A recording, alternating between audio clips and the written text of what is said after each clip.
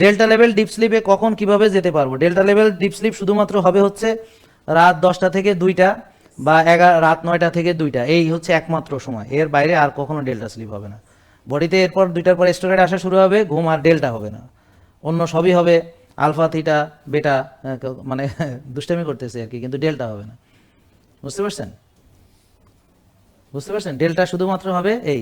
তো যারা এই যে ভাই যেমন এই রাত 12টা 1টায় ঘুমাইতে যায়, আমি আর জিজ্ঞেস করলাম না বউ বাড়িতে আছে কিনা, কারণ যদি এভাবে চলতে থাকে বউ বাড়িতে গেলে বাপের বাড়ি থেকে আর আইবে না। কথা বুঝতে পারছেন? কারণ পুরুষত্বের যে হরমোন সেটা তৈরি হবে এই ডেল্টা স্লিপের ভিতরে। হ্যাঁ, যদি না ঘুমায় তো এটাকে আসমান থেকে নামবনি। কথা বুঝিয়েন, বুঝছেন না? তো কিভাবে এই যে ইরেকটাইল ডিসফাংশন হয়, তার একটা প্রধান কারণ হচ্ছে দেরি করে ঘুমাতে যাওয়া।